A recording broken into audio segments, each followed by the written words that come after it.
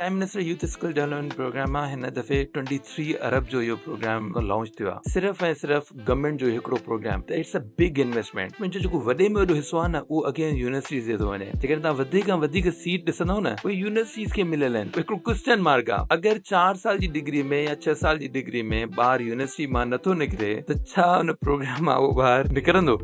न। त अगरि इहो क्वेश्चन मार्क आहे, इहो असां सभिनी खे सोचणु घुरिजे त असां इहे पैसा कीअं यूटिलाइज़ करे सघूं था। त जेको इंडस्ट्री ऐं अकेडमिया जे विच में जेको गैप अचे थो, because at the end of day company वारो जेका आहे उहो बि रोए थो बिकॉज हुनखे उहो ह्यूमन सोर्स नथो मिले, ऐं जेको स्टूडेंट आहे उहो बि वीचारो रोए थो बिकॉज हुनखे अपॉर्चुनिटी नथी मिले। सो उन गैप खे ख़तमु करण जे लाइ असां कोशिशि कयूं पिया त हिन महिल असां हिकिड़ो नयो मॉड्यूल इनिशिएट कयो आहे because skill based training the is part of it. Entrepreneurship module जेको आहे उहो इंटीग्रेट कयो आहे पंहिंजे ट्रेनिंग्स में। ॿियो जेको मॉड्यूल आहे उहो लाइफ स्किल्स जो आहे। कोविड खां पहिरीं जेको आहे न टाइम में हथ विधो, पैसो मूं वटि कुझु बि न हुयो, पर हुनजे बावजूद बि जेको कुझु मूं वटि हुयो मां उहो हुन में लॻाए करे टाइम में, ऐं सभिनी मूंखे चयो हाणे हिन जो को फ्यूचर न आहे। माण्हुनि खे जिन खे मूं कमु ॾिनो हुयो उन वटि मां कम लाइ पियो वञा त मूंखे कमु ॾियण जे बजाए जॉब ऑफर थियनि पियूं।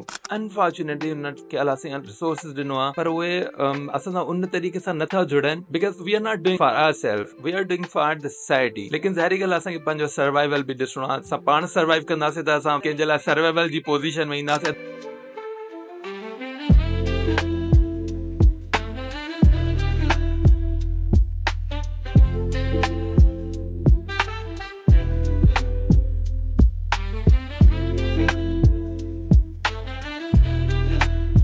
अस्सलाम वालेकुम। तरीक़ार कयूं था 39 डिजिटल यूट्यूब चैनल में। जीअं त असांजे हिन चैनल जो मक़सदु आहे to create, to educate, to inspire the youth of Pakistan. असांजी अॼु जी पॉडकास्ट जा महिमान आहिनि यंग एनर्जेटिक लीडर इस्तार हुसैन पुनियो। पाण जेके फाउंडर आहिनि, CEO आहिनि टाइम इंस्टीट्यूट जा, लोकेटेड इन हैदराबाद। पर इन्हनि जो एक्सपोजर माशाल्लाह सां तमामु ग्रोइंग आहे, इंटरनेशनल आहे। सो अचो त इन सिलसिले में अॼु उन्हनि सां ॻाल्हि ॿोल कयूं, ॾिसूं त उहे असांजे यंगस्टर्स खे या यूथ खे कहिड़ी मोटिवेशन ॾियनि था ऐं कहिड़ी सलाह ॾियनि था। अस्सलाम वालेकुम। Thank you so much madam for this wonderful opportunity. ऐं ॾाढी ख़ुशी थी कि हिन क़िस्म जो प्लेटफॉर्म तव्हां डेवलप कयो for the youth. So thank you so much for the invitation. मुंहिंजे ख़्याल में तव्हां बि यूथ ई आहियो। सही, त तव्हां बि अञा ताईं मुंहिंजे ख़्याल में यूथ में ई काउंट थींदा। So again it's a really honour to have you here. ऐं प्लस तव्हांजो एक्सपीरियंस, एक्सपोजर, अगरि असीं कुझु ॿारनि खे ॿुधाईंदासीं त थी सघे थो उन्हनि खे का उत्साह मिले, का गाइडलाइन मिले, का अहिड़ी लाइन क्लिक करे वञे त हू बि कंहिं रस्ते ते अची वञनि, तव्हां जहिड़ा हिकिड़ा ॿिया इसरा ठही वञनि। सो माशाल्लाह, आऊं त जीअं तव्हां सां कनेक्टेड आहियां कुझु 4-5 सालनि खां, त जेतिरो त बि कमु कयो आहे, ग्रोथ कई आहे, त it's a really wonderful. So हाणे before starting your professional career असां थोरो तव्हांजो बैकग्राउंड पुछंदासीं, तव्हां किथां जा आहियो ऐं तव्हांजी एजुकेशन ऐं क्वालिफिकेशन छा आहे, कहिड़ी आहे, ऐं तव्हीं कीअं हिते आया, छा इहो सॼो कुझु थोरो असीं तव्हां सां डिस्कस कंदासीं। वेरी ब्रीफली मैडम, मुंहिंजे हिकिड़े ॻोठ सां तालुक़ु आहे जंहिंजो नालो परियोतनी आहे, ऐं उहो नुशहरो फिरोज़ में आहे, कंडियारे जे बिल्कुलु वेझो। ऐं उनखां पोइ असां मुंहिंजी सिस्टर जे करे असां नवाबशाह में सेटल थियासीं। माना हिकिड़े ॻोठ खां निकिरी शहर में आयासीं, ऐं उन टाइम ते मां तक़रीबन 9th क्लास में हुयुमि। ऐं पोइ मूं एग्ज़ाम त वरी ॻोठ में ई ॾिना पए 9th मैट्रिक जा। वरी उनखां पोइ शहर में अचणु ॾाढो थोरो टफ हुयो, त जेको हल्की फुल्की एजुकेशन आहे उहा ॻोठ में रही। उनखां पोइ जेको आहे न नवाबशाह में बाक़ी तालीम रही। ऐं इंटरमीडिएट खां पोइ बाबा जो ख़्यालु हो, छा जेको मुंहिंजी वॾी सिस्टर उहा डॉक्टर थी, ऐं उहा असांजे लाइ प्राउड जी ॻाल्हि हुई त हिकिड़ी छोकिरी ॻोठ मां पहिरियों दफ़ो हिकिड़ी छोकिरी निकिती आहे, उहा डॉक्टर थी आहे। त बाबा जो ऐं घर में ख़्यालु इहो त हाणे हीउ पुटु इंजीनियर थींदो, ऐं मूंखे इंजीनियर थियण जो को शौक़ु कोन हुयो। सो असां वटि 2-3 ऑप्शन हुया। हिकिड़ो हुयो कि उते ई क़ाइद आवाम यूनिवर्सिटी में मुंहिंजी दाख़िला थी वञे, ॿियो हुयो कि जी मेहरान यूनिवर्सिटी या सिंध यूनिवर्सिटी में थिए। पर बाबा बिल्कुलु मोटिवेटेड न हुया त कंहिं ॿिए हंधि वञे या छा। पर मूं हुन टाइम ते बाबा खे चयो मुंहिंजी इंटरमीडिएट थी चुकी, हाणे मां मां हाणे न पढ़ंदुमि ऐं मूंखे हाणे बिज़नेस करिणो आहे। सो थोरो घणो मुंहिंजी फैमिली में कुझु इनिशिएटिव्स अहिड़ा बि वरिता विया। बाबा जो सोशल सेक्टर सां तालुक़ु हुयो, त एक्टिविस्ट जे तौर ते जॾहिं ॻोठ में बाबा कमु कंदा हुआ त उन्हनि मां मूंखे घणी इंस्पिरेशन मिलंदी हुई।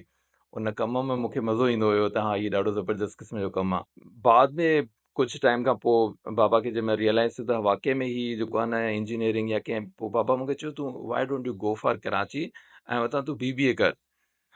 सो बाक़ी जेकॾहिं उन ॻाल्हि खे ॾिसे त गॾोगॾु जेको बाबा जो ख़्यालु हुयो त इंजीनियर थिए, त हिकिड़ो SNTC जे नाले सां कॉलेज जो कराची में, उहे टेक्सटाइल प्रोसेसिंग में डिप्लोमा बि कराइनि पिया ऐं BBA बि कराइनि पिया। सो मुंहिंजी हुते एडमिशन थी, उहो ॾाढो नंढो कॉलेज हुयो। सो कराची जो वञणु जेको न उहो मुंहिंजे लाइ हिकिड़ो टर्निंग पॉइंट हुयो ऐं मुंहिंजे लाइफ में हिकिड़ो नयो, ऐं मां फस्ट टाइम जीअं ई कराची हुयुमि जेॾी महिल मुंहिंजो शारे फैसल तां गुज़र थिए पियो ऐं मां वॾियूं बिल्डिंग्स ॾिठमि, मां चयुमि हीअ त कुझु नई अलॻि दुनिया आहे। सो इन खां न मां बैग ते कॾहिं न वेंदुमि। सो कराची मां ख़ैर बाद में जेको आहे कैरियर जे हवाले सां डिस्कस कंदासीं। सो कराची में मूं BBA कई ऐं गॾोगॾु टेक्सटाइल प्रोसेसिंग में डिप्लोमा कयो। जंहिंमें मुंहिंजे डिप्लोमा जे दौरान इंडस्ट्री में वठी आहे त इंडस्ट्री में कमु कीअं थींदो आहे, पहिरियों एक्सपोयर विज़िट हुयो। जीअं मूं हुन जे मुंहिंजी फैक्ट्रीज़ ते नज़र पई ऐं माण्हुनि ते कमु कंदे ॾिसां पियो, त मां चयुमि मां त मशीनुनि सां कॾहिं कमु नथो करे सघां। सो पोइ मूं BA बि गॾ में घर में इहो बि हुयो ख़्यालु त जी वक़्तनि पे वक़्तनि असांजा पेरेंट्स फैमिलीज़ में हिकिड़ा नया ख़्याल ईंदा आहिनि ऐं उहे इम्पोज़ बि थींदा आहिनि ऐं असां पाण बि ॾाढा ड्रिनल हूंदा आहियूं त ख़बर न आहे कहिड़ी जॻह ते असांखे कामयाबी मिलंदी न मिलंदी। तव्हांखे ओतिरो ई सोचिणो आहे जेतिरो तव्हां करे सघो, माना वॾी सोच तव्हांखे एतिरी न रखणी आहे। इन शइ खे एॾो घणो इनकरेज न कयो वेंदो आहे, बाय डिफ़ॉल्ट असांजे मुआशिरे में इहा शइ शामिलु आहे।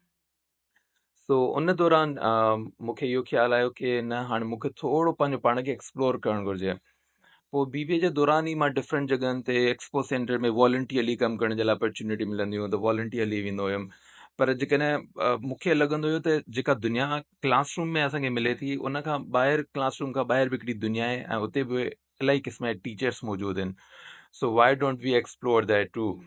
पोइ इन सोच सां ई मुंहिंजी BBA जा क्लास मुंहिंजा जीअं क्लोज़ थिया, एग्ज़ाम ई हलनि पिया त मां इंटरव्यूज़ ॾियणु शुरू कया ऐं मूंखे उन ई दौरान जॉब बि हिकिड़ी अञा ऑफर थी वई। अल्दो की उहा जॉब हिकिड़ी मास्टर्स जे लाइ हुई, मास्टर्स जी डिग्री थियल हुजे उन्हनि जे लाइ हुई। ऐं मां उते वियुमि, हुन मूंखे चयो न तुंहिंजी ग्रेजुएशन अञा कंप्लीट बि न आहे त तूं हिते इंटरव्यू बि नथो ॾेई सघीं। मूं चयो मां हिकिड़ो दफ़ो अचां, तव्हां मूंसां मिलो ऐं मां तव्हां सां मिलां, पोइ जॉब ते न रखो ख़ैर आहे, को मसइलो न आहे। पोइ मुंहिंजी हिकिड़ो दफ़ो जीअं मुंहिंजी हुननि सां डिस्कशन थी, पहिरियों इंटरव्यू थियो मुंहिंजो, त मूंखे हुननि चयो त ओके तव्हांजी हाणे चेयरपर्सन सां असां हिकिड़ी मीटिंग करायूं था। मैडम रुबीना कोटवाला हुई, होप NGO हुई, उनजी चेयरपर्सन हुई। पोइ हुननि मुंहिंजो इंटरव्यू कयो, उनखां पोइ मूंखे हुते सिलेक्शन थी वई। सो अहिड़े नमूने सां मुंहिंजी जर्नी एजुकेशन खां वठी पोइ कराची में रही ऐं पोइ गॾोगॾु मूंखे ख़्यालु आयो त मुंहिंजी मास्टर्स थियल हुअणु घुरिजे सोशियोलॉजी में। पोइ मूं सोशियोलॉजी में मास्टर्स कई फ्रॉम शाहबुल लतीफ़ यूनिवर्सिटी खैरपुर में। अच्छा, ज़बरदस्त। मीन्स बिज़नेस ऐं सोशलॉजी जो मर्जर करे ऐं तव्हां हिनखे ई वरी अॻियां करियर में बि खयो ऐं that is a really wise decision. ऐं आई थिंक इन सॼे में आउं सम्झां थी त तव्हांजे पेरेंट्स जी जेका मोटिवेशन या उन्हनि जी जेका थिंकिंग आहे उन तव्हांखे हिन मक़ाम ते खणी वई। ॿियो हिकिड़ो जेको पॉइंट आउं सम्झां थी पई असांजी सोसाइटी में आहे त असां ट्रेडिशनली सिस्टम मां निकिरूं कोन था पिया।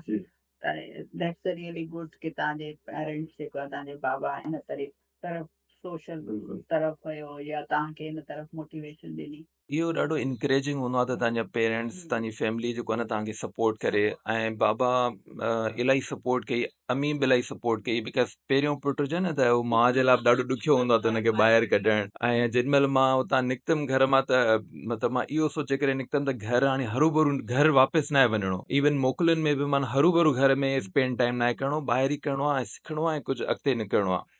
बिकॉज़ नंढपण खां मूंखे इहो ताना ज़रूरु मिलंदा हुया त हीउ कुझु न कंदो। सो सो उहा जेका मूं में मूंखे फाइट कराईंदी अंदरूनी तौर ते पंहिंजो पाण सां, त न कुझु करिणो आहे। ऐं बिल्कुलु पेरेंट्स जो वॾो रोल आहे, पर उन में बि तव्हांजो पंहिंजो वॾे में वॾो रोल आहे कि तव्हां बेसिकली पंहिंजी डेस्टिनेशन कहिड़ी था सिलेक्ट करणु चाहियो। मोटिवेटेड आउं चवंदी आहियां त ॿारनि खे भई असीं तव्हांखे केतिरो कुझु कंदासीं, जेसिताईं तव्हीं पाण पंहिंजे अंदरि उहो स्पार्क न पैदा कंदा या सेल्फ मोटिवेट न कंदा, के बि दुनिया जो माण्हू तव्हांखे कुझु बि नथो कराए सघे पियो। So the self motivation is important. And as a student या youngster जीअं तव्हां ॿुधायो त तव्हां पाण ई self motivated इहे different शयूं experiment कयूं. ऐं मुंहिंजे ख़्याल में असांजी यूथ खे या ॿारनि खे जॾहिं बि आउं क्लास में बि इहो ई चवंदी आहियां बाबा कुझु कयो, पाण वञी कुझु एक्सपेरिमेंट कयो. ऐं शायदि असां पेरेंट्स ते ॾियारे छॾियो आहे ॿारनि खे त न न न कुझु बि न कयो त शायदि इन करे नथा कनि पिया. त असां बि कुझु इन जा कसूरवार आहियूं. त ॿारनि खे मोटिवेट करणु घुरिजे त बाबा कयो त बि वञो एक्सपेरिमेंट कयो. जेसिताईं प्रैक्टिकली दुनिया में न वेंदव तेसिताईं डिग्री कुझु बि कोन्हे. बिल्कुलु ईअं आहे। मैडम मां हिकिड़ो पंहिंजो नंढिड़ो तजुर्बो तव्हां सां शेयर कयां। मूंखे बिज़नेस करण जो ख़्यालु कीअं आयो? बिज़नेस चवंदा आहिनि जेको डफर हूंदो आहे न उहो बिज़नेस कंदो या उहो कुझु करे न सघियो हिनखे नौकिरी न मिली इन करे इहो बिज़नेस जे तरफ़. सो एट द एज ऑफ 13 या 12 या 13 ईयर्स मुंहिंजे पेरेंट्स जेको आहे ॻोठ में ई हिकिड़ो मुंहिंजी मदर घर में ई कारोबार शुरू कयो कपिड़े जो. ठीकु आहे, बाबा कपिड़ो वठी ईंदो हुयो. बाबा गवर्नमेंट जी जॉब हूंदी हुई पर जेको आहे सो ख़बर हिकिड़े कम मां जेकॾहिं ग्रो करणो आहे हिकिड़ी फैमिली खे त इट्स नॉट ईज़ी की हिकिड़े कम मां जेको आहे न तव्हां मल्टीपल शयूं बिल्ड कयो. पोइ बाबा वारनि बिज़नेस स्टार्ट कयो. उन में हिकिड़ो मुंहिंजो रोल हूंदो हुयो.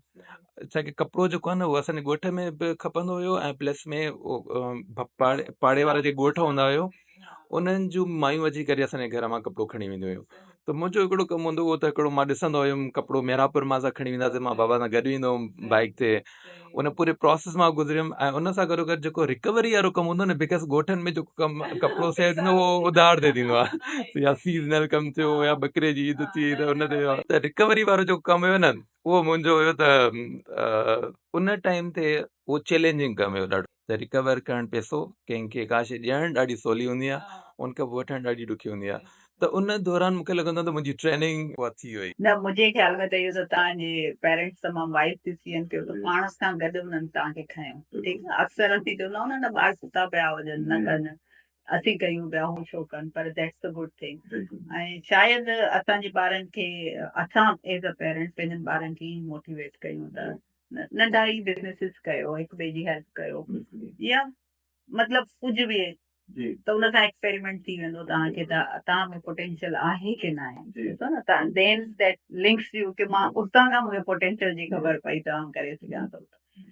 सो हाणे अचूं था त तव्हां उन खां पोइ ज़ाहिरी ॻाल्हि आहे कोऑपरेटिव जॉब्स वग़ैरह कयूं. पोइ हिन तरफ़ तव्हांजो जेको इंस्टीट्यूट आहे माशाल्लाह सां टाइम जेको आहे उनखे इस्टेब्लिश करण जो छो ख़्यालु आयो ऐं छाजे लाइ ठाहियो, इहो वरी कॾहिं खां तव्हां स्टार्ट कयो?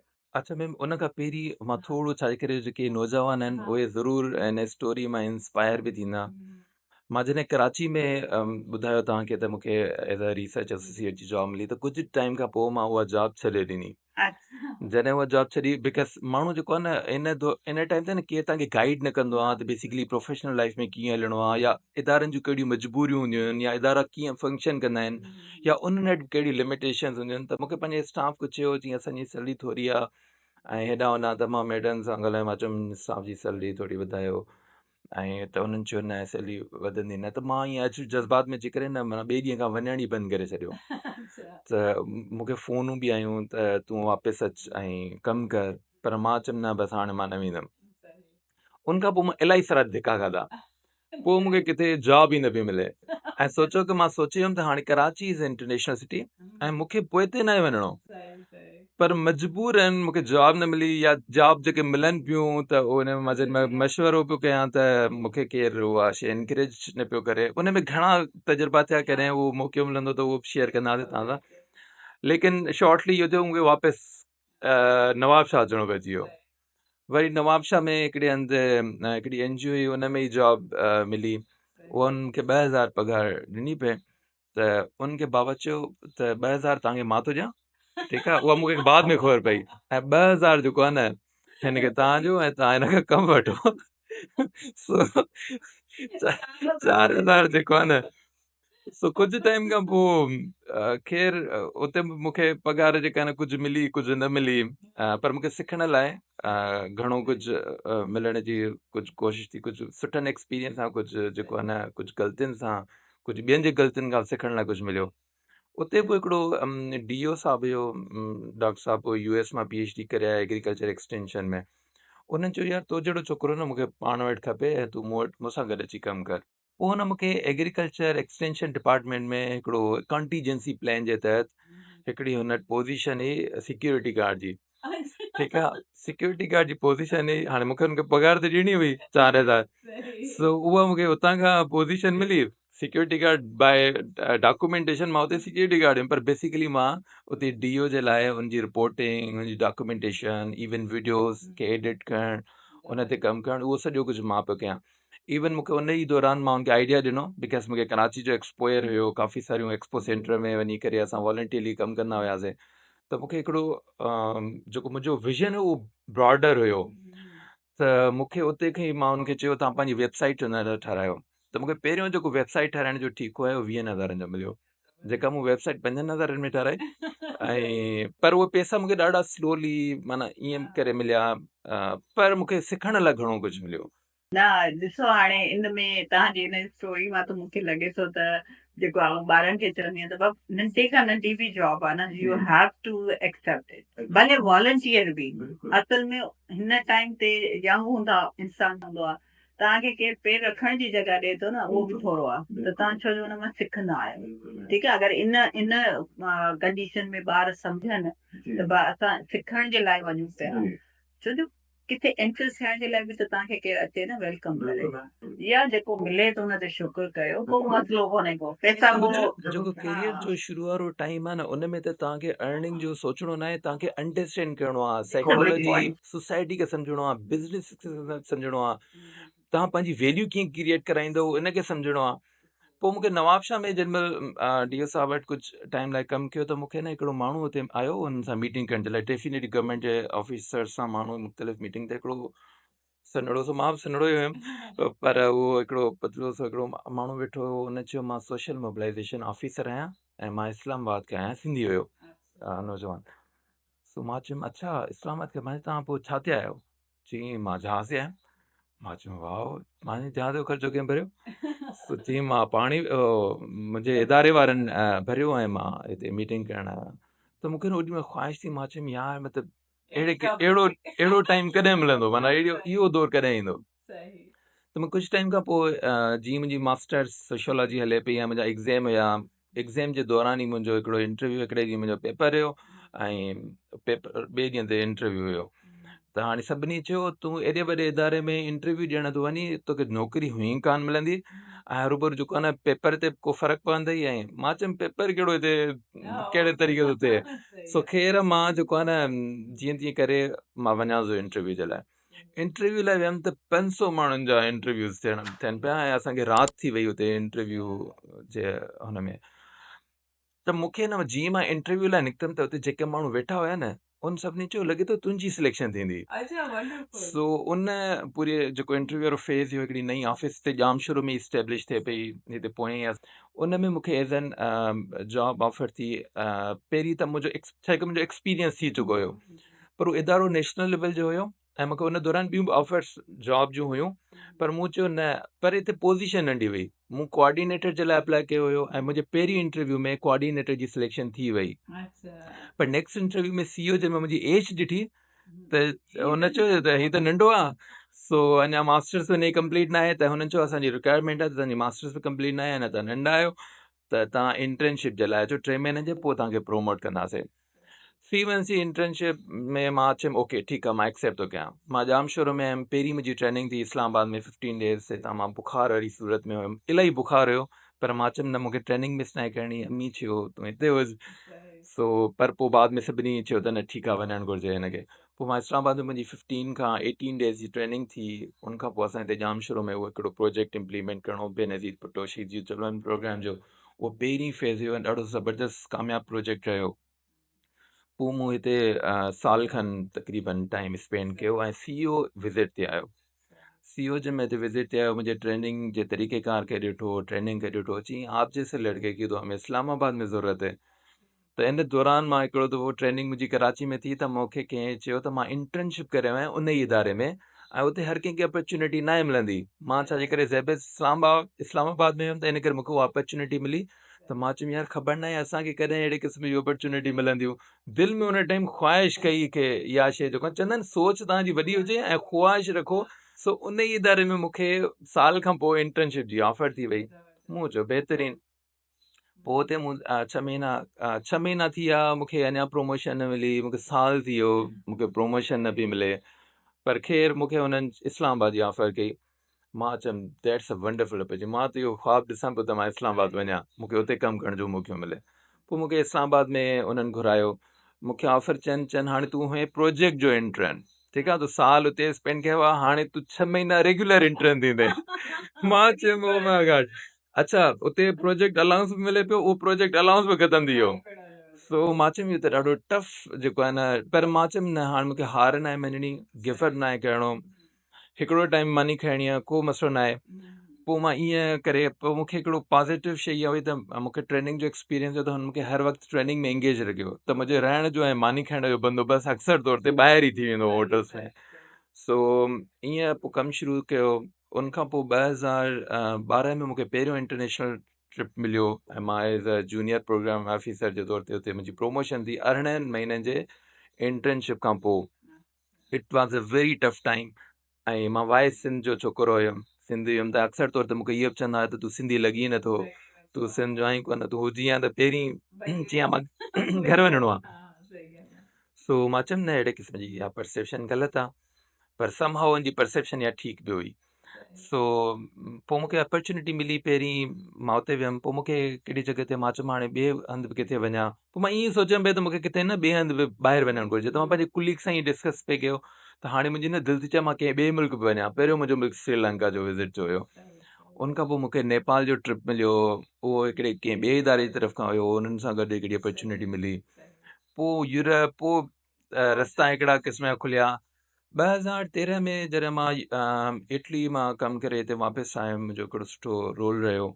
पोइ 2014-15 में मूंखे हिते वापसि सिंध जो रीजनल हेड जे तौर ते मोकिलियो वियो। पोइ मां एज़ अ हेड जे तौर ते कमु स्टार्ट कयो। कमु कुझु बि न हुयो, कमु इन करे कुझु न हुयो त मूंखे हुननि मोकिलियो त हे सेटअप वञी सही नमूने सां क्लोज़ कराईंदो, मोकिलियो त हली पियो त ज़बरदस्त। मां इहो सोचे करे आयुमि त हिते जेकॾहिं मां आयुमि त कम खे हलाईंदुमि, ऐं वापसि मूंखे ईअं न आहे वञिणो, मां हाराए करे मूंखे वापसि न आहे वञिणो, कुझु करे पोइ वापसि वञिणो आहे। सफ़ारिश हुई कान, पूरो टोटली मेरिट बेस्ड निज़ाम हुयो, त मूंखे ख़बर हुई त मां जेकॾहिं कुझु कंदुमि त मूंखे हिन में स्कोप मिलंदो, मूंखे मुंहिंजी वैल्यू क्रिएट थींदी, इदारे में नालो थींदो, अदरवाइज़ मां कुझु नथो करे सघां। पोइ अचूं त हाणे तव्हांजे मेन जेको क्वेश्चन हुयो त टाइम वारो ख़्यालु कीअं आयो। मूंखे हुन टारगेट ॾिनो त 53 मिलियन, अगरि पोएं जेको प्रोग्राम मैनेजर हुयो न, हुनजो 53 मिलियन जो साल जो रेवेन्यू हुयो, उन साल में बिज़नेस आंदो। So if U bring the same business त असां तोखे जेको आहे न प्रोमोट कंदासीं।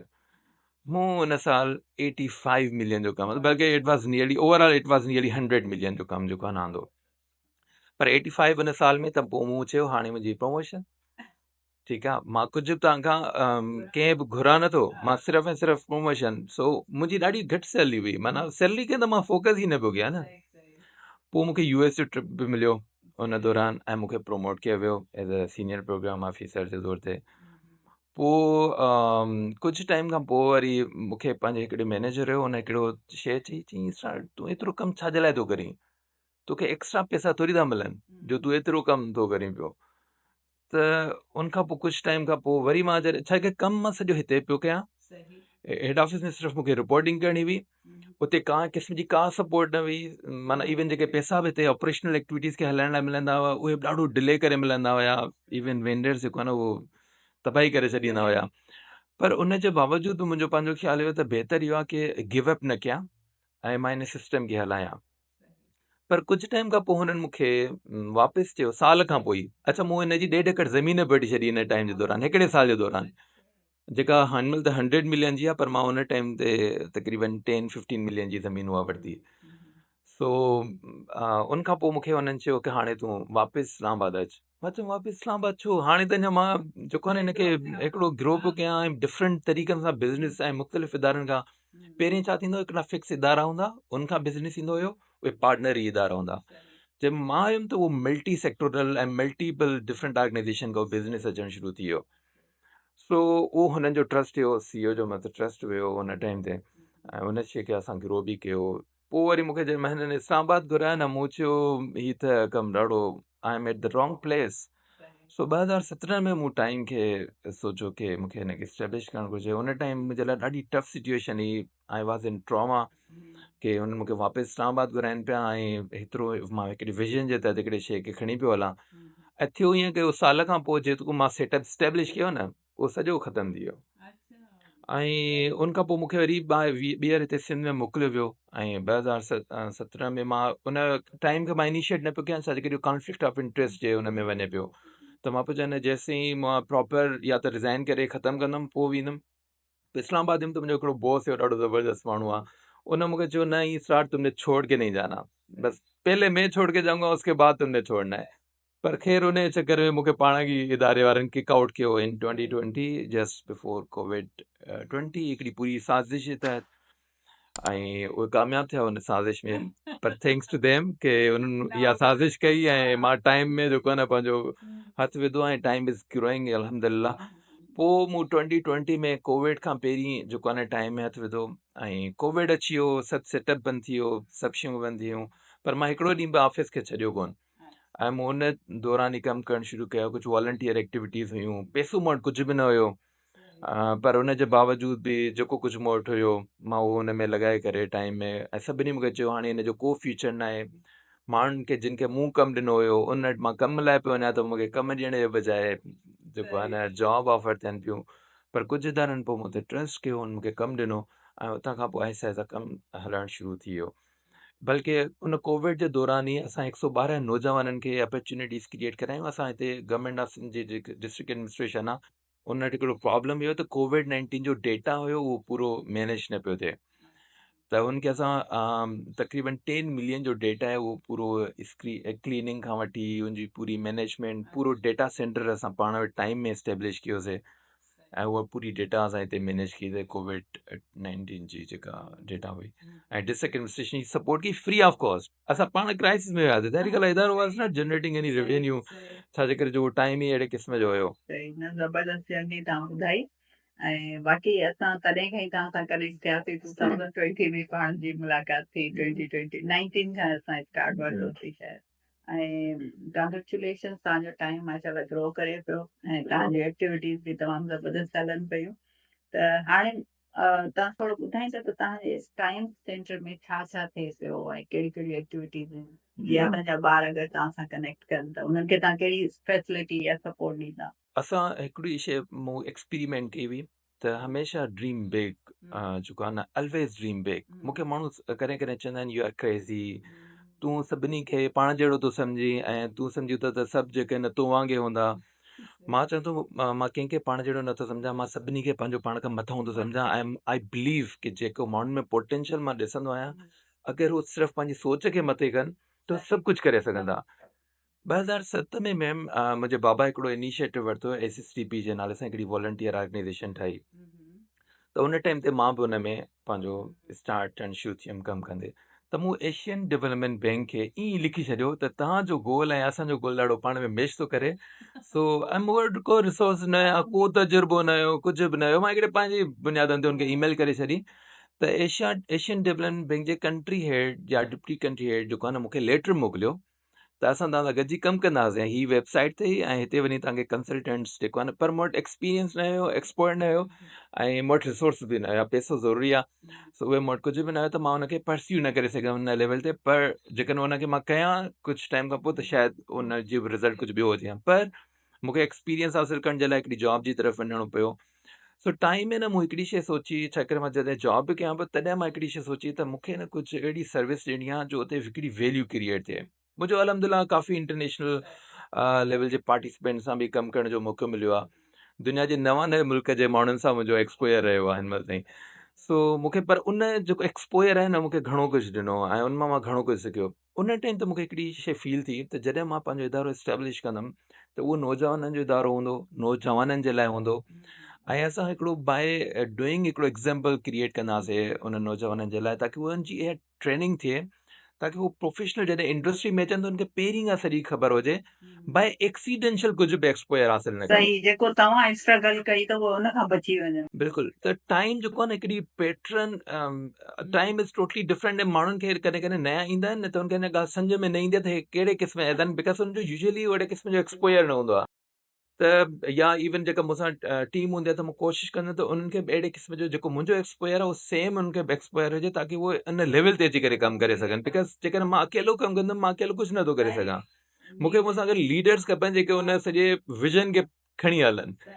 सो असांजो जेको प्लान इहो ई आहे त जेको इंडस्ट्री ऐं अकेडमिया जे विच में जेको गैप अचे थो, because at the end of day company वारो जेका आहे उहो बि रोए थो बिकॉज़ हुनखे उहो ह्यूमन रिसोर्स नथो मिले, ऐं जेको स्टूडेंट आहे उहो बि वीचारो रोए थो बिकॉज़ हुनखे अपॉर्चुनिटी नथी मिले। सो उन गैप खे ख़तमु करण जे लाइ असां कोशिशि कयूं पिया त हिन महिल असां हिकिड़ो नयो मॉड्यूल इनिशिएट कयो आहे, because skill based training the is part of it. पर असां हुनमें न हिकिड़ी शइ ट्रेनिंग जो हिसो कयो आहे, उहो इहो कयो आहे की असांखे एंटरप्रेन्योरशिप जो उहो मॉड्यूल जेको आहे उहो इंटीग्रेट कयो आहे पंहिंजे ट्रेनिंग्स में। उनखां पोइ ॿियो जेको मॉड्यूल आहे उहो लाइफ स्किल्स जो आहे। हाउ टू कम्युनिकेट, कहिड़े नमूने सां पंहिंजे पाण खे कीअं ब्रांड करिणो आहे, पंहिंजो पाण खे कीअं प्रेज़ेंट करिणो आहे, डिसीजन मेकिंग स्किल्स छा थींदा आहिनि, या तव्हां कहिड़े नमूने सां किथे प्रेज़ेंट वञी कयो था पंहिंजे जॉब जे लाइ, पंहिंजे बिज़नेस खे, इहे सभु शयूं, इमोशनल इंटेलिजेंस थी वियो, कॉन्फ्लिक्ट रेज़ोल्यूशन थी वियो। सो अहिड़े क़िस्म जी जेके प्रोग्राम्स आहिनि उहे असांजा लाइफ स्किल्स जे जेको मॉड्यूल आहे उन में उनजो हिसो आहिनि। उनखां पोइ असां चयोसीं त इन सां बि सिर्फ़ु कमु न थींदो, माण्हुनि वटि नेटवर्किंग स्किल्स बि त हुजे। सो असां हिन महिल सभिनी नौजवान खे गॾु कयूं पिया ऐं चऊं पिया तव्हां नेटवर्किंग स्किल्स स्टैब्लिश कयो। Number 1 with in your self, जेके तव्हां पाण में आहियो पहिरीं तव्हां पाण में नेटवर्किंग कयो। उनखां पोइ तव्हां लोकल लेवल ते वञो, जीअं हैदराबाद में हो त हैदराबाद बेस्ड नेटवर्किंग कयो। उनखां पोइ नेशनल लेवल ते हली वञो, उनखां पोइ इंटरनेशनल लेवल ते हली वञो। हिन महिल बि असां वटि अलाए केतिरियूं अहिड़ियूं अपॉर्चुनिटीज़, असांखे केरु सपोर्ट न पियो करे, असां पंहिंजे रिसोर्स ते पाण कमु कयूं पिया। हल्की फुल्का जेके नंढा नंढा प्रोजेक्ट्स अचनि पिया उहे सिर्फ़ु उन प्रोजेक्ट जी कांस कढनि पिया। बाक़ी जेके बि असां माण्हू अचनि था न कमु करण जे लाइ, जेके बि ऑफर कनि पिया, अनफॉर्चुनेटली उनखे असां रिसोर्सिस ॾिनो आहे, सभु शइ ॾिनो आहे, पर उहे असां सां उन तरीक़े सां नथा जुड़नि because we are not doing for our self, we are doing for the society. लेकिन ज़ाहिरी ॻाल्हि आहे असांखे पंहिंजो सर्वाइवल बि ॾिसणो आहे। असां पाण सर्वाइव कंदासीं त असां कंहिंजे लाइ सर्वाइवल जी पोज़ीशन में ईंदासीं, अदरवाइज़ असांखे त सभु अपॉर्चुनिटीज़ अल्हम्दुलिल्लाह मिलनि थियूं। अगरि किथे मां हिन महिल बि जॉब करणु वञा त मूंखे जॉब त इज़ीली मिली वेंदी। ऐं मूंखे इवन ड्यूरिंग जॾहिं मां टाइम खे स्टार्ट कयो, कुझु टाइम खां मां माण्हुनि सां मिलियुमि, माण्हुनि चयो तोखे केतिरो पैसो खपे, तोखे असां ॾींदासीं। पर मां चयुमि न, टाइम खे असां ऑर्गेनिकली ग्रोथ कंदासीं।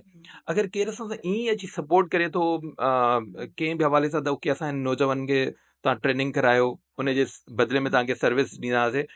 सो असां चयोसीं डोनेशन न वठंदासीं, फंड रेज़ कंदासीं, फंड जनरेट कंदासीं, पर डोनेशन जी तरफ़ न वेंदासीं त असां माण्हुनि खां डोनेशन वठी करे कंहिं क़िस्म जो कमु कयूं।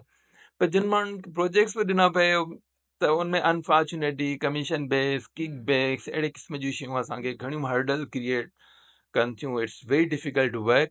लेकिन इंटरनेशनली इलाही सारा प्लेटफॉर्म्स आहिनि। हिन महिल हिकिड़ो वर्ल्ड बैंक जो ग्रुप आहे, उहे चवनि था तव्हां असांखे नौजवान मोकिलियो। मां हिन महिल तव्हांखे WFP जो ॿुधायो कि WFP में पाकिस्तान हिन महिल टाइम जो एजुकेटर्स नेटवर्क जो पार्ट आहे, उते इलाही सारी अपॉर्चुनिटीज़ आहिनि। यूनिवर्सिटी ऑफ इंडिया को हिन महिल असां ऑफिशियली पार्टनर आहियूं हुननि जा। असां हितां खां यूथ खे मोकिले सघूं था, पर असांखे नौजवान नथा मिलनि। हाणे अचूं था त ग्लोबली जेको तव्हां नेटवर्क ठाहियो आहे, उन में टाइम ऐं यूनिवर्सिटी या असांजा यूथ आहे, उनखे कीअं कनेक्ट कंदव, उहे तव्हां सां कीअं कनेक्ट थियनि? बिल्कुलु मैम, इहो ॾाढो सवलो तरीक़ो आहे। मां चवंदो यूनिवर्सिटीज़ वटि हिकिड़ो वॾो ह्यूमन रिसोर्स मौजूदु आहे। इन मां काफ़ी माण्हू ॿार अहिड़ा बि हूंदा जेके चाहींदा हूंदा त असां ॿाहिरि निकिरूं, असांखे किथे न किथे कनेक्टिविटी मिले, पर उनजो हिकिड़ो प्रोसीजर आहे।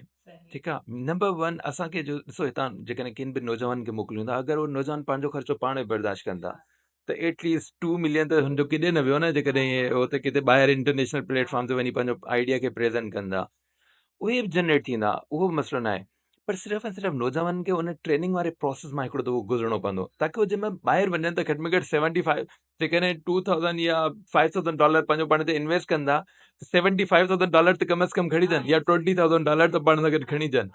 सो उन जे लाइ उन हर शइ जो न हिकिड़ो प्रोसेस आहे। उन प्रोसेस में वञनि ऐं उनखां पोइ उहो असां सां गॾु अचनि, असां सां गॾु इंगेज थियनि, ट्रेनिंग खे अवेल कनि. Training wouldn't be free. ठीकु आहे. ट्रेनिंग असां फ्री में न कंदासीं. ट्रेनिंग जा चार्जिस वरिता वेंदा ऐं जेकॾहिं उहे चार्जिस भरींदा. ॾिसो मैडम, मूं वटि जॾहिं पैसा न हुया, मां जॾहिं 2000 रुपया बि कमाया पियो न, त मूं वटि 2500 में जेकॾहिं ट्रेनिंग मिलंदी न, त मां 2500 500 रुपया कंहिंखां उधार वठी बि 3 ॾींहंनि जी या 2 ॾींहंनि जी ट्रेनिंग 2007 में करणु वेंदो हुउमि. त मां पंहिंजो पाण ते इन्वेस्ट कयो त मूंखे उनजो रिटर्न मिले पियो. अगरि मां पंहिंजो पाण ते इन्वेस्ट न कयां, या हिन महिल बि जेके इंटरनेशनल ट्रेनिंग्स अचनि थियूं, ज़रूरी न 100% उहे स्पॉन्सर्ड हुजनि. किन ते मां पाण इन्वेस्ट कंदो आहियां. कंहिंजी एयर टिकट मूंखे पाण बर्दाश्त करणी पवंदी आहे, पर मां पंहिंजो पाण ते इन करे इन्वेस्ट कयां मूंखे दुनिया जी ख़बर पए, नेटवर्क जुड़े. ऐं नेटवर्क असां इन नौजवान जे लाइ, इन नौजवान जे करे जोड़ियूं पिया. सो उनजो हिकिड़ो प्रोसेस आहे. उन ट्रेनिंग जे प्रोसेस में अचनि, यूनिवर्सिटी असां सां गॾु कोलैबोरेट कनि. यूनिवर्सिटीज़ जे लाइ असां हिकिड़ो ज़बरदस्त, because we are not academia. असांजो जेको ट्रेनिंग सेंटर आहे, that is a basically learning institute which is totally based on industry. So हिन महिल बि जेकॾहिं असांजो हिकिड़ो प्रोजेक्ट असां prime minister youth skill development जे तहत स्टार्ट कयो आहे, त प्रोजेक्ट खे अञा 15 ॾींहं मस थिया आहिनि, 2 हफ़्ता मस थिया आहिनि हलंदे. असां हुनजो पहिरियों यूथ टेक टॉक करायो, जंहिंमें 7 इंडस्ट्री जे माण्हुनि खे असां पहिरें ई दफ़े में घुराए वरितो. ट्रेनिंग उनजी अलॻि हले पई. असांजो एक्सपोयर हुनखे अलॻि मिले थो, जेको इंस्टीट्यूट जे अंदरि आहे. प्लस में एक्सटर्नल एक्सपोयर हाणे खां शुरू थी वियो आहे. त हुननि खे न हिन महिल खां ई विजन मिलंदो, हिन महिल खां ई उहो सोचणु शुरू कंदा. ऐं जेकॾहिं उहे असां सां गॾु सिर्फ़ु साल गॾु कमु कंदा न, त उहो 5 साल जेके यूनिवर्सिटी में स्पेंड कंदा उहो हिकिड़ी साइड ते, ऐं जेको साल असां सां गॾु स्पेंड कंदा, पर असां उनखे सही वारो रगड़ो ॾींदासीं, सही वारो कमु कराईंदासीं. ऐं अगरि उहो हिकिड़े दफ़े में कमु सुठे नमूने सां करे था वञनि, सिखी था वञनि, त पोइ हुनजे लाइ अपॉर्चुनिटीज़ आहिनि. धिका था बि मिलंदा. टफ आहे जेको जीअं असां ॻाल्हायूं था, एॾो ईज़ी न आहे. मां अक्सर तौर ते माण्हुनि खे चवंदो आहियां, मुंहिंजो 2007 में हिकिड़ो इदारो वर्ल्ड लर्निंग, उन्हनि जो मां जंहिंमें वेबसाइट खे रिसर्च पे कयो, त मां ॾाढो इंस्पायर थियुमि उन मां. ऐं मुंहिंजी ख़्वाहिश हुई त मां काश US में, मुंहिंजो वाशिंगटन DC में ऑफिस आहे, हेडक्वार्टर, मूंखे न केॾी महिल अमेरिका में का अहिड़ी अपॉर्चुनिटी मिले. 2009 में मूं वटि पासपोर्ट ठाराइण जा पैसा न हुया. मां इहो ख़्वाबु ॾिठो, ऐं 2016 में एग्ज़ैक्टली मां US में हुयो. सो जेकॾहिं तव्हां ख़्वाबु ॾिसो था, शयूं कयो था, कंसिस्टेंट आहियो, पंहिंजो पाण खे चैलेंज कयो था, पंहिंजो पाण खे निकिरणो पवंदो, घर खां निकिरणो पवंदो. पंहिंजो पाण खे जेसीं तव्हां चैलेंज न कंदा, तव्हां पंहिंजो ॿियनि जे आसिरे छॾींदो, माण्हू छा चवंदा. जीअं तव्हां ॻाल्हि कई त इंटरनेशनल अपॉर्चुनिटीज़, इहा आउं बि ॿारनि खे चवंदी आहियां, बाबा there is so many international opportunities, पर उन्हनि ते नॉक त कयो, उते अप्लाई त कयो. छा थींदा, रिजेक्ट थींदा. घटि में घटि इहो त तव्हांखे अफ़सोस न थींदो त अप्लाई न कयो. ऐं अगरि तव्हां अप्लाई कयो, तव्हां लकी बणिजी विया, तव्हांखे उहो चांस मिली वियो, त दैट्स द बिगर थिंग. ठीकु आहे. असांजो माण्हू, मां चवंदो दुनिया जे कंहिं बि जेका रेज़िस्टेंस असांजे क़ौम में आहे न, या जेको असां जहिड़े क़िस्म जे हालात खे असां फेस करे अॻिते निकिरूं था, त असां ऑलरेडी हिकिड़ो जेको आहे न अनस्ट्रक्चर्ड वे में ट्रेंड थियूं था. असांजो दिमाग़ ट्रेंड थिए थो. मूंखे यादि आहे, मां पहिरियों दफ़ो जॾहिं मूंखे इटली में पहिरियों ॾींहुं हुयो, त मूंखे मुंहिंजो वीज़ा थोरो लेट मिलियो. त मूंखे जॾहिं कमु स्टार्ट करिणो, त मां ऑलरेडी थोरो लेट हुयुमि. त मां थोरो परेशान बि हुयुमि त एॾी वॾी अपॉर्चुनिटी मिली आहे, मां लेट हुजां. त मूंखे यादि आहे कि मां पहिरें ॾींहं ते वञी करे मूं ऑफिस खे जॉइन कयो, बिकॉज़ वॾो कैंपस हो ITCIL जे नाले सां, ट्यूरिन इटली में. त रहाइश मूंखे उते कैंपस में ई हुई. त मां ऑफिस में अची वियुमि. हुन मूंखे चयो, इसरार come here and start work. त मूं कमु करणु शुरू कयो, ऐं राति जो देरि थी वई, त मां उते लॻो पियो हुयुमि. जेको मूंखे अंडरस्टैंडिंग थी थिए. ॿिए ॾींहं ते 7:55 ते असांजी फिक्स मीटिंग थींदी हुई. UN जो जेको प्रोटोकॉल आहे, उहो 8 बजे जेको आहे न फिक्स स्टार्ट कंदा आहिनि. त 7:55 ते असांजी मीटिंग थींदी हुई. त मीटिंग जीअं स्टार्ट थी, न सभिनी उथी बीह करे मुंहिंजे लाइ ताड़ियूं वॼाइणु शुरू थियो. मां पाण परेशान थी वियुमि, अहिड़ो मां छा कयो आहे जे सभिनी ॼण मुंहिंजा उथी बीह ताड़ियूं छा जे लाइ पिया वॼाइनि. सो पोइ बाद में हुन चयो त हे फर्स्ट डे ते आयो, ऐं ॾिसो राति जो अचण सां हाणे जेको आहे न हिननि कमु करणु शुरू करे ॾिनो, ऐं राति जो देरि ताईं हिन कमु कयो. मां चयुमि उते त असांजे लाइ ॾाढो नॉर्मल आहे, राति जो छा, असां 24/7 जेको आहे असां हिन ते कमु कंदा आहियूं. त असांजे लाइ न जेका असां आहियूं, असां वधीक तरक़ी करे सघूं था. असांखे सिर्फ़ु ऐं सिर्फ़ु डायरेक्शन खपे, सही रस्तो खपे, ऐं असांखे तकड़ि न करणी. असां वटि 3 महीना नौजवान ईंदो आहे, कमु कंदो आहे, उनखे थोरा प्रॉब्लम्स फेस करणु शुरू थींदा आहिनि, ऐं उहो छॾे हली वेंदो आहे, गिव अप करे वठंदो आहे. गिव अप ना करणो, चैलेंजेस खे फेस करणो आहे, नयूं शयूं सिखणियूं आहिनि, दुनिया खे एक्सप्लोर करणो आहे। जैसे चैलेंज नहीं ईंदा त तव्हां सिखंदव किथां न। आऊं पंहिंजी यंग यूथ खे बि चवंदी आहियां ज़रूर avail the opportunities, mix with the people, talk with those people who having this experience. Time madam अल्हम्दुलिल्लाह टाइम जी हिकिड़ी इंटरनेशनल प्रेजेंस बि आहे ऐं असां हिन महिल ग्लोबली इलाही सारनि इदारनि सां कनेक्ट थियूं पिया। असांजे लाइ पर्सनली मुंहिंजे लाइ ॾाढो ईज़ी आहे की मां मूव थी वञा, पर मां सिर्फ़ु ऐं सिर्फ़ु हिन मुल्क में हितां जे माण्हुनि जे लाइ, हिते जेके इदारा कमु कनि था या जेके बि इदारा असां सां गॾिजी मिली करे कमु कनि था, सिर्फ़ु असांजो हिकिड़ो ख़्वाबु आहे की अगरि जेके अपॉर्चुनिटीज़ असांखे न मिलियूं या जेके असां वञी करे ॾिसूं था ॿाहिरि, त उहे पोटेंशियल असां माण्हुनि में ॾिसूं था, ॿारनि में ॾिसूं था, ऐं उहो असां जेकॾहिं हिकिड़ो दफ़ो शयूं विझी छॾियूं ऐं असां जेको बि हिन में कमु कयूं पिया न, बिकॉज़ असां कंहिंखे न रिपोर्ट ॾींदा आहियूं, असां HEC खे रिपोर्ट ॾींदा आहियूं त असांखे हीअ करिकुलम हीअं पढ़ाइणो आहे, असां एक्सपेरिमेंट कयूं ई कयूं पिया ऐं बार बार असां पंहिंजे करिकुलम खे, पंहिंजो पाण खे, ऐं we need a strong team. अगरि हिन महिल बि असांजो केरु इंटरव्यू ॿुधे थो ऐं अगरि को नौजवान चए थो त न मुंहिंजो बि अहिड़े ई क़िस्म जो को विजन आहे ऐं मूं में पोटेंशियल आहे, मां हिननि सां गॾी करे को कमु करे सघां थो, कंट्रीब्यूट करे सघां थो। असांजे हिन सिलसिले मां कंहिंखे सम्झ में अचे थी ज़रूरु कनेक्ट थियो, मूंसां कनेक्ट थियो, I will connect with them. ज़रूरु तव्हांखे असीं यूनिवर्सिटी में बि घुराईंदासीं त ॿारनि खे तव्हां ज़रूरु कनेक्ट कयो पाण सां। ऐं बाक़ाइदा अगरि तव्हां 2,000-3,000 फीस भरे पंहिंजा सॉफ्ट स्किल इम्प्रूव कंदव, that will actually change your life. बिल्कुलु ठीकु आहे।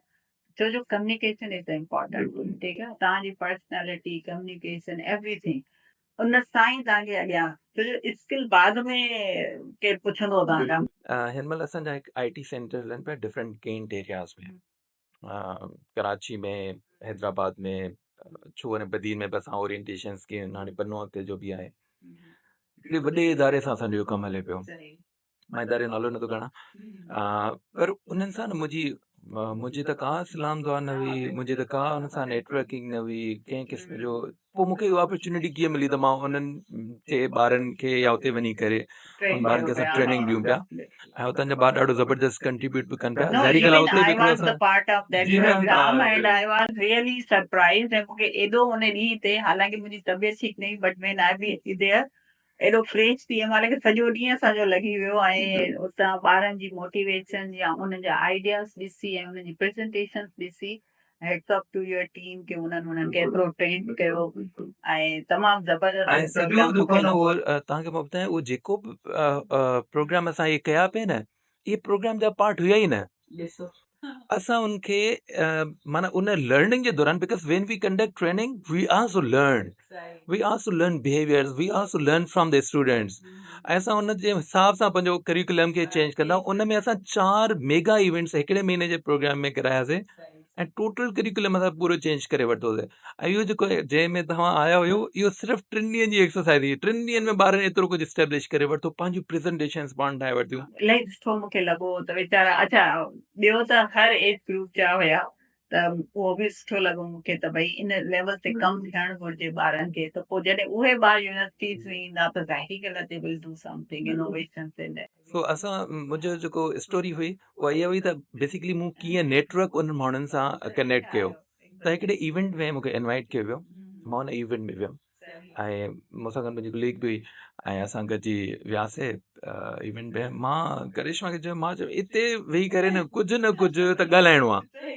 माना जेकॾहिं एॾे वॾे प्लेटफॉर्म ते आयल हुजूं, IT जो मिनिस्टर वेठो हुजे, कोर कमांडर्स वेठा हुजनि, मतिलबु अहिड़े क़िस्म जो जेकॾहिं इवेंट आहे त हिते माना बग़ैर ॻाल्हाइण जे या बग़ैर पंहिंजी प्रेज़ेंस शो करण जे।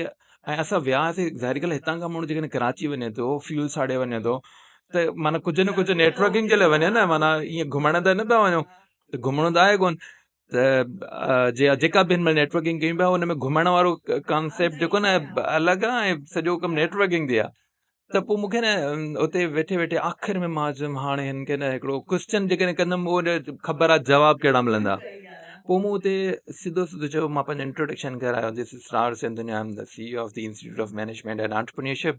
We are currently based in Hyderabad, but we have the concept of conducting IT-based trainings and vocational trainings through our rural tech centers and high-tech centers. So if any one of you are interested to have such kind of program, we will proudly collaborate. मां सिर्फ़ु इहो चयो, उनखां पोइ बाद में हिकिड़ो साहब जेको आहे न उहो मूंसां मिलिया, उन्हनि चयो असां अहिड़े क़िस्म जो प्रोग्राम कयूं था ऐं उअं ई असांजो हिकिड़ो प्रोग्राम हिकिड़ो प्रोसेस शुरू थी वियो सो कंहिं महिल ज़रूरी न तव्हांखे सिफ़ारिशुनि जी ज़रूरत हुजे तव्हां हिकिड़े जिदोजहद में निकिरी पओ हिकिड़े पर्पस लाइ निकिरी पओ रस्ता हलासीं तव्हांजे लाइ पाणे कढंदो ॾिसो टाइम हिन महिल एॾी यंग एज में time is as a 5 years old exactly हाँ तो इन दौरान जेकॾहिं तव्हां 12,000 नौजवान कई इवन मोर देन 12,000 नौजवान ताईं तव्हां एक्सेस कयो हुजे सिर्फ़ु शहर जे न रूरल एरियाज़ में वञी करे वोकेशनल स्किल्स बि तव्हां हुनजे लाइ कंडक्ट कयूं हुजनि ऐं उनखां पोइ तव्हांजा ॿार दुबई में US में ऐं ऑस्ट्रेलिया में वेठा हुजनि हिकिड़ो त इन लेवल ते असां कमु कयूं पिया ॿियो इहो कि टाइम पाण हिन महिल global social impact award win कयो पंहिंजो पाण खे पाण रिप्रेज़ेंट कयूं पिया सिर्फ़ु इहो न पिया चवनि त तव्हां करे सघो था पहिरीं असां तव्हांखे करे ॾेखारियूं पिया पोइ चयूं पिया त लेट्स कम ऐं जॉइन हैंड्स टुगेदर ऐं तव्हां बि करे सघो था वाई नॉट ऐं तव्हां असांखां जेको हिन महिल जो नौजवान आहे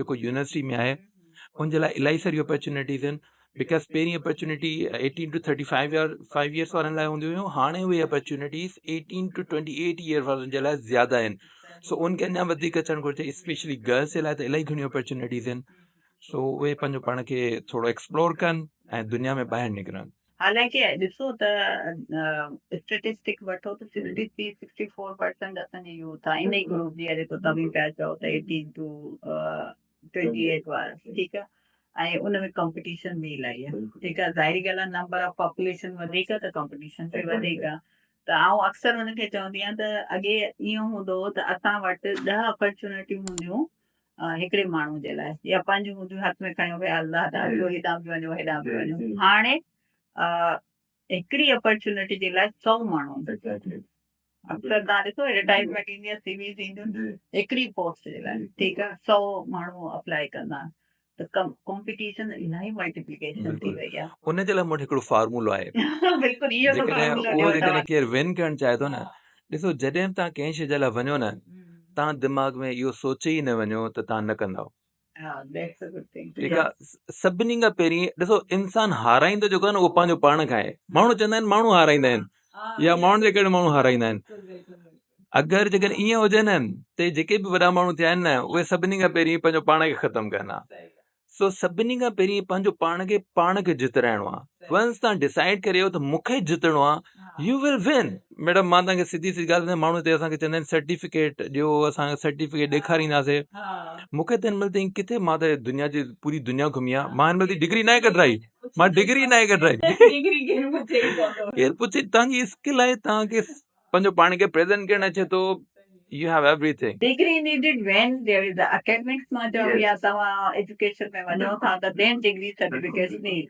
बाक़ी अदरवाइज त हू तव्हांखां पुछंदा ई कोन त तूं मास्टर कई आहे की न कई आहे सही आहे न असांजे ॿारनि खे ॿुधाईंदा त टाइम्स में तव्हां छा छा नेक्स्ट 5 years में करणु चाहियो पिया या वरी के ॿार तव्हां सां अचणु चाहिनि त उहे कीअं कनेक्ट थियनि तव्हां सां टाइम जो हिन महिल हिकिड़ो most favourite programme which is about launch ऐं इहो जेको लॉन्चिंग आहे इहो मुंहिंजो जेको प्रीवियस ट्रेनिंग्स जो एक्सपीरियंस आहे दुनिया लेवल ते मूं जेको सिखियो आहे उनजो निचोड़ आहे उहो आहे टेप प्रोग्राम ऐं मां चाहींदुमि त दुनिया जो जेको पाकिस्तान जो हर नौजवान इन प्रोग्राम में ज़रूरु पार्टिसिपेट करे स्पेशली सिंध जो हर नौजवान उन में ज़रूरु पार्टिसिपेट करे ऐं we will also propose this to the government ऐं उन में असां सिलेक्शन हर कंहिंजी न कंदासीं उनखां कुझु कोर्सिस ॿिया पहिरियां हूंदा उन में अचो उन मां लर्न कयो पोइ उन प्रोग्राम में शामिलु थियो पर जेकॾहिं उमूमन कंहिं प्रोग्राम में अचनि था चाहे डिजिटल मार्केटिंग आहे वेब डेवलपमेंट आहे या प्रोग्रामिंग जी का बि लैंग्वेज आहे ग्राफिक डिज़ाइनिंग आहे या सॉफ्ट स्किल्स जी जेके ट्रेनिंग्स आहिनि जंहिंमें कम्युनिकेशन स्किल्स आहे टीम बिल्डिंग आहे इवन तव्हांखे इंटरव्यू में कीअं अपियर थियणो आहे तव्हांखे कीअं इंटरव्यू में पंहिंजो पाण खे प्रेज़ेंट करिणो आहे कहिड़े क़िस्म जी इवन तव्हांखे नॉलेज हुअणु घुरिजे CV खे कीअं मॉडिफाई करिणो आहे हाणे AI खे यूज़ कंदे जेको आहे न तव्हांखे कीअं पंहिंजो शयूं कीअं ईमेल कीअं करणी आहे ईमेल में इवन नौजवान खे इहा ख़बर न हूंदी आहे त ईमेल में फाइल कंहिं महिल अटैच कबो आहे सो उनखे या ब्लैंक ईमेल वेंदियूं आहिनि पियूं त तव्हांजो केॾो ब्रो इम्प्रेशन क्रिएट कंदियूं आहिनि अहिड़े क़िस्म जा काफ़ी सारा बुरा तजुर्बा असां पाण बि कया सो उन्हनि मां पोइ सिखियासीं लर्निंग थी ऐं उनखां पोइ हाणे इहे ट्रेनिंग प्रोग्राम डिज़ाइन बि कयूं पिया असां हिकिड़ी शइ जेका न उहा नौजवान खे 100% सेखारियूं पिया उहा आहे नंबर 1 एंटरप्रेन्योरल माइंड सेट चाहे तव्हां जॉब था कयो एंटरप्रेन्योरल माइंड सेट जो हरगिज़ मतिलबु न आहे कि तव्हां सिर्फ़ु ऐं सिर्फ़ु पैसो कमायो it is problem solver mind set if you have a problem solving mindset, you can grow whether you are doing your own business या तव्हां जेको आहे न किथे जॉब था कयो। ॾिसो जॉब करणु बुरो कमु न आहे, पर जेकॾहिं तव्हां जॉब कंदे ई अपॉर्चुनिटीज़ क्रिएट कयो था त हिन खां वधीक तव्हांखे छा खपे। ज़रूरी न आहे की तव्हांखे अलॻि हर माण्हू खे अलॻि अलॻि कंपनीज़ खोले करे वेहणो पवंदो। That is called entrepreneurship. Entrepreneurship is for everyone, it's a total mindset. उन माइंडसेट जे तहत अची करे तव्हांखे कमु करिणो पवंदो। नंबर 2, असां सेखारियूं पिया लाइफ स्किल्स।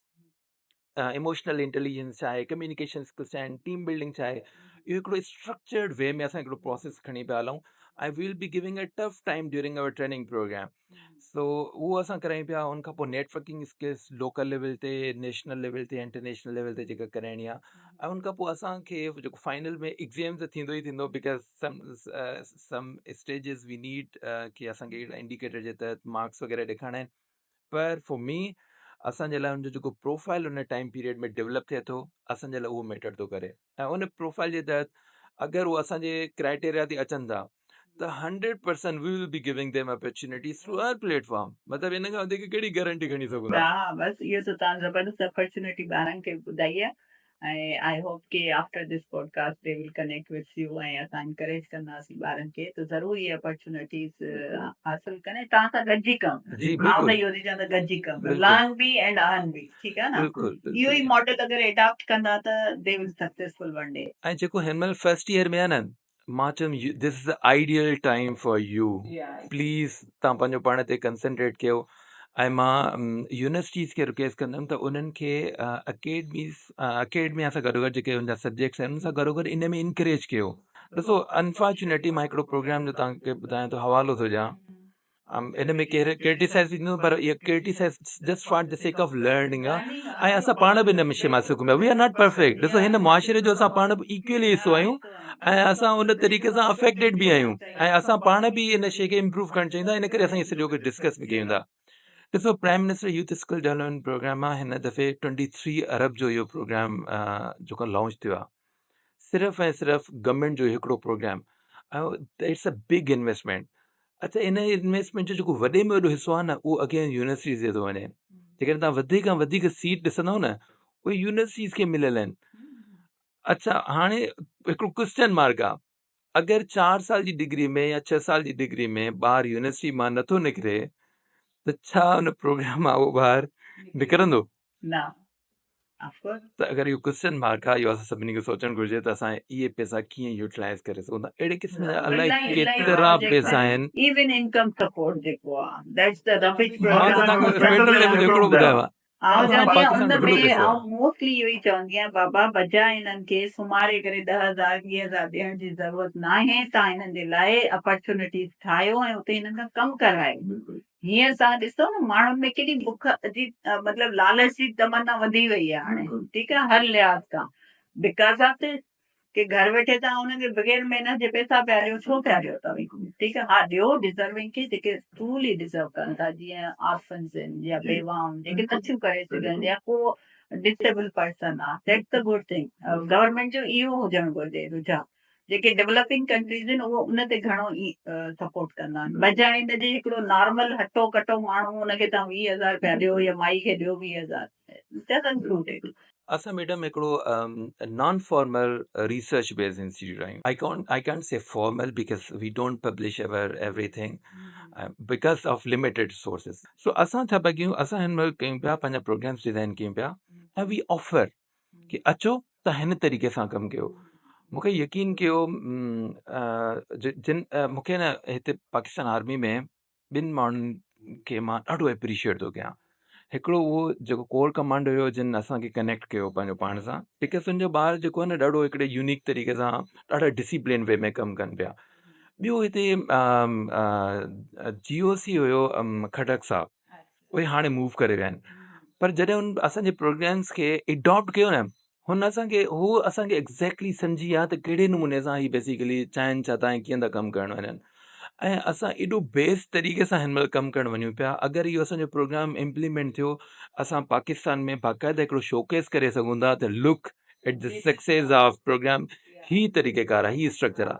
अल्लाह करे कि असां इहो कमु करण में कामयाबु थी वञूं। बिकॉज़ हिते केरु बि सुठो कमु जेकॾहिं तव्हां कंदव त तव्हां खे कंप्लीट करणु न ॾिनो वेंदो आहे। पर अलाह करे असांजी दुआ आहे की असां इहो करे वञूं ऐं असां कामयाबु थियूं। पर इहो कमु आम सिविलियंस लाइ बि थी सघे थो। त अहिड़ी का मोटिवेशनल ॿारनि खे का पंहिंजी स्टोरी या का कुझु हाईलाइट पंहिंजी लाइफ जे एक्सपीरियंस मां ॿुधायो त what they do 1 2 3 step then become a success. Number 1, dream big. या दैट्स ठीकु आहे, इहो असां ड्यूरिंग ॻाल्हि बि कई आहे। तव्हांखे इहो हरगिज़ न आहे ॾिसणो त केरु तव्हांखे क्रिटिसाइज़ थो करे, केरु छा आहे कीअं। ऐं जेको तव्हां आहियो न उहो रियल आहियो। ठीकु आहे, तव्हां पंहिंजे दिलि जी पंहिंजी ॿुधो। यकीन ॼाणो जेकॾहिं शुरू में असां बि ॾिसंदा हुआसीं, असांखां प्रेज़ेंटेशन न थींदियूं हुयूं, या जॾहिं मां कराची में हुयुमि मां ॻाल्हाए न सघंदो हुयुमि ऑडियंस जे साम्हूं। पर पंहिंजो पाण खे तव्हां इम्प्रूव करे सघो था, तव्हां हमेशह हिकु जहिड़ा नथा रही सघो। नंबर 2, तव्हां कॾहिं पंहिंजो पाण खे ब्लेम करणु शुरू न कयो त मां हिन जे करे कामयाबु थियुमि या हिन जे करे नाकामयाबु थियुमि। If you are successful just because of you, बल्कि तव्हां फेल थियो त पंहिंजो पाण खे ब्लेम कयो। सक्सेसफुल कयो न तव्हां सभिनी खे हुनजे लाइ कनेक्ट कयो त येस मां हिन जे करे हिन सक्सेस मुंहिंजी थियुमि, हिन सपोर्ट मुंहिंजी कई सपोर्ट हिन कई। करे हा असां जो ॾिसो हिन महिल जेको बि थोरो घणो कयूं पिया न, असां अकेले कुझु न पिया कयूं। असां सां कुझु न कुझु फैक्टर्स अचनि पिया कि इंडिविजुअल लेवल ते पिया अचनि, कि ऑर्गेनाइज़ेशन लेवल ते अचनि पिया। कहिड़े न कहिड़े नमूने सां उहे असांखे हिमत ॾियनि पिया। असां इन करे इन जर्नी खे जारी रखियो आहे। ऐं ॿियो, पहिरियों जेको आइडेंटिफाई कयो पंहिंजी ज़िंदगी जो purpose. Don't look at the money. पैसो तव्हांजे पोयां पाण ईंदो। ॾिसो, इज़त, तव्हांजो पैसो, तव्हांजी जेको मौत आहे उहो तव्हांजे अलाह जे हथ में आहे, उहो इंसान जे कंहिंजे हथ में न आहे। सो इन करे तव्हां पंहिंजी जर्नी खे इंजॉय कयो। उन में अप्स एंड डाउन्स ईंदा। जेकॾहिं घणा डाउन्स था अचनि तव्हांखे ओड़ा ज़बरदस्त क़िस्म जा अप्स मिलंदा। ठीकु आहे, जेकॾहिं घणा अप्स था अचनि न, यकीन कयो डाउन्स तव्हांखे अहिड़ा ख़तरनाक मिलंदा जो वरी तव्हां न उथी सघंदा। सो जेतिरा तव्हांखे डाउन्स था अचनि, तव्हां में इहा हिमत पैदा थींदी त तव्हां ॿीहर खड़ो थी सघो था। ऐं इहो नौजवान हर को करे सघे थो। ऐं पाकिस्तान में इलाही सारी अपॉर्चुनिटीज़ आहिनि। दुनिया खे जंहिंमें असां विज़िट कंदा आहियूं, सिर्फ़ु असां गवर्नेंस जो प्रॉब्लम आहे, there is no other problem. लेकिन इहो गवर्नेंस जो जेको प्रॉब्लम आहे, इहो IT सेक्टर तमामु क्विकली रिमूव करे सघे थो। मे बी असांखे 2-3 सदियूं हूअं जनरली आम तौर ते लॻनि, पर जेकॾहिं असां IT सेक्टर खे एडॉप्ट कयूं, इन में असां पंहिंजो पाण खे तरबियत में बहितर कयूं, त यकीन कयो कि असां कुझु सालनि में पंहिंजो पाण खे इम्प्रूव करे सघूं था। टेक्नोलॉजी ऐं टूरिज़म में वॾो स्कोप आहे ईंदड़ सालनि में। इन ॿिन्ही शयुनि खे एडॉप्ट कनि ऐं फ्यूचर हुननि जो आहे। हा बिल्कुलु सो ज़िंदगी में अलाह साईं असांखे कंहिं न कंहिं पर्पज़ लाइ मोकिलियो आहे। इन करे ई अशरफुल मखलूक़ात जे लाइ अलाह साईं चयो आहे त मुंहिंजे लाइ आलो दर्जो उन्हनि जे लाइ जेको अशरफुल मखलूक़ात जे लाइ कमु करे थो। असां इलाही ग़लतियुनि सां भरियल आहियूं, पर पेरेंट्स स्पेशली जेके रूरल एरियाज़ में रहनि था, उहे उन वीचारनि खे एतिरी ख़बर न आहे। ऐं हिन महिल असां कोशिशि कयूं पिया त उन्हनि जे लाइ बि हिकिड़ो प्रोग्राम अहिड़ो इनिशिएट कयूं ताकी हुन सां ट्रेनिंग में न त घटि में घटि असां मीटिंग्स जे ज़रिए ई हुन सां असां कनेक्ट थियूं। बिकॉज़ हिते ॿारनि जे मथां उहे पैसा ख़र्चु कनि पिया, पर उनखे ख़बर न आहे त उहे पैसा बेसिकली वञनि किथे पिया, या उनजो रिज़ल्ट उनखे छा मिलंदो, त उहे पैसा बहितर तरीक़े सां कीअं यूटिलाइज़ करे सघंदा। सो असां सां अगरि जेकॾहिं मुआशिरे जा सेगमेंट्स 2 क़दम अॻियां हलंदा, असां सां गॾु हलंदा, त असां 4 क़दम अॻियां हलंदासीं उन्हनि सां। So we need support of every segment of this society ताकी हिन मुआशिरे में असां गॾिजी करे कुझु करे सघूं। Thank U. ऐं मुंहिंजे ख़्याल में अहिड़ी वंडरफुल तव्हां सां डिस्कशन थी ऐं तव्हां हाईलाइट कयो आहे। त अॼु जी इन पॉडकास्ट खे अगरि असीं थोरो पंहिंजे टाक खे एंड कयूं त मां कुझु शयूं तव्हांजे हिन मां एक्सपीरियंस मां लर्न कयूं कि the every stake holder they play their role. Parents आहिनि, यंगस्टर्स आहिनि, ऑर्गेनाइज़ेशन्स आहिनि, सोसाइटी आहे, मिली करे सभिनीनि खे कमु करिणो आहे। ऐं ॿियो त ट्रेनिंग इज़ इम्पॉर्टेंट। को बि कमु कयो ज़िंदगी में, कुझु बि कयो था, उहो ज़रूरु सिखो ऐं उन खां पोइ कमु कयो। ॿियो को बि कमु नंढो न हूंदो आहे। जीअं तव्हां पंहिंजे एक्सपीरियंस मां चयो त तव्हां गार्डनिंग एक्सेप्ट कई ऐं इन ई तरीक़े सां आऊं बि पंहिंजी लाइफ ईअं नंढे नंढे जॉब खां स्टार्ट कई हुई। त को बि नंढो कमु जेको हूंदो आहे उहो तव्हांजे लाइ इंसल्ट जो बाइस न हूंदो आहे। हर को तव्हांखे कुझु सेखारे वेंदो आहे जेको अॻियां हली वरी ॿिए कंहिं कम में तव्हांखे मददगार थींदो आहे। सो डू लर्न समथिंग, पंहिंजो विजन ब्रॉडर कयो, माण्हुनि सां मिलो, नेटवर्किंग कयो। सो this is the output of the today's actually our talk. And hopefully त असांजे ॿारनि खे हिन मां कुझु न कुझु मोटिवेशन मिली हूंदी। If you want to connect with the time, anytime you come with us, या इवन असां हिन जे टाइम ते एड्रेस वग़ैरह बि लॻाए छॾंदासीं। ऐं प्लस में हिननि जो इदारो बि हैदराबाद में ई आहे, त तव्हां हिन सां कनेक्ट कयो। much. Thank you very so much. much. Thank you very much.